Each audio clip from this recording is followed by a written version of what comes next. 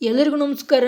ನಾನು ನಿಮ್ಮ ಮುತ್ತು. ಇವತ್ತಿನ ಈ ವಿಡಿಯೋದಲ್ಲಿ ವೈದ್ಯ ದಿನಾಚರಣೆಯ ಒಂದು ಸುಂದರವಾದ ಕನ್ನಡ ಭಾಷಣವನ್ನು ನೋಡ್ತಾ ತಿಳಿತಾ ಹೋಗೋಣ ಬನ್ನಿ. ಹಾಗಾದರೆ ಈ ಒಂದು ಮಾಹಿತಿ ಇಷ್ಟವಾಯಿತಾ? ಇಷ್ಟವಾದರೆ ಒಂದು ಲೈಕ್ ಅನೇಕ ವಿಡಿಯೋಗಳಿಗೆ ಪ್ರೋತ್ಸಾಹ ತುಂಬ ಸಿಗುತ್ತೆ. ಇನ್ನೊಬ್ಬರಿಗೂ ಶೇರ್ ಮಾಡಿ ಅಂತ ಅನೇಕ ವಿಡಿಯೋಗಳಿಗಾಗಿ ಚಾನಲ್ ಸಬ್ಸ್ಕ್ರೈಬ್ ಆಗಿ. ಹಾಗಾದರೆ ಇವತ್ತಿನ ವೈದ್ಯ ದಿನಾಚರಣೆಯ ಸುಂದರವಾದ ಒಂದು ಕನ್ನಡ ಭಾಷಣವನ್ನು ವಿಡಿಯೋನ ಶುರು ಮಾಡೋಣ ಬನ್ನಿ.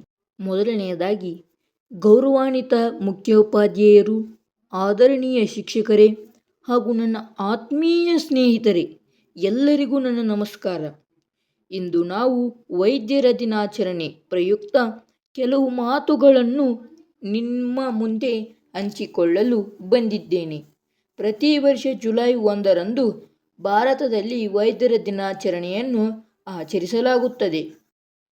ಸಮಾಜದ ಆರೋಗ್ಯವನ್ನು ಕಾಪಾಡಲು ಹಗಲು ರಾತ್ರಿ ಶ್ರಮಿಸುವ ವೈದ್ಯರಿಗೆ ಗೌರವ ಮತ್ತು ಕೃತಜ್ಞತೆ ಸಲ್ಲಿಸುವ ಉದ್ದೇಶದಿಂದ ಈ ದಿನವನ್ನು ಆಚರಿಸಲಾಗುತ್ತದೆ.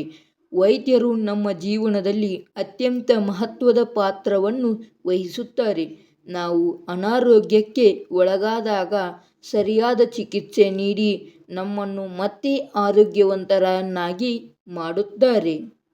ಅನೇಕ ಬಾರಿ ತಮ್ಮ ಸ್ವಂತ ಕುಟುಂಬಕ್ಕಿಂತ ರೋಗಿಗಳ ಸೇವೆಗೆ ಹೆಚ್ಚಿನ ಆದ್ಯತೆ ನೀಡುತ್ತಾರೆ. ಆದ್ದರಿಂದ ವೈದ್ಯರನ್ನು ದೇವರ ನಂತರದ ಸ್ಥಾನದಲ್ಲಿ ಕಾಣಲಾಗುತ್ತದೆ.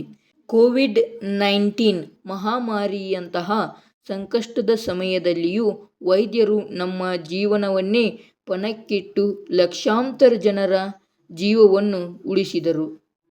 ಅವರ ಸೇವೆ, ತ್ಯಾಗ ಮತ್ತು ಸಮರ್ಪಣೆಯನ್ನು ನಾವು ಎಂದಿಗೂ ಮರೆಯಬಾರದು. ನಾವು ವೈದ್ಯರಿಗೆ ಗೌರವ ನೀಡುವುದರ ಜೊತೆಗೆ ನಮ್ಮ ಆರೋಗ್ಯದ ಬಗ್ಗೆ ಕಾಳಜಿ ವಹಿಸಬೇಕು. ಸ್ವಚ್ಛತೆ ಕಾಪಾಡುವುದು, ಪೌಷ್ಟಿಕ ಆಹಾರ ಸೇವಿಸುವುದು, ನಿಯಮಿತ ವ್ಯಾಯಾಮ ಮಾಡುವುದು ಹಾಗೂ ವೈದ್ಯರ ಸಲಹೆಗಳನ್ನು ಪಾಲಿಸುವುದು ನಮ್ಮ ಕರ್ತವ್ಯವಾಗಿದೆ.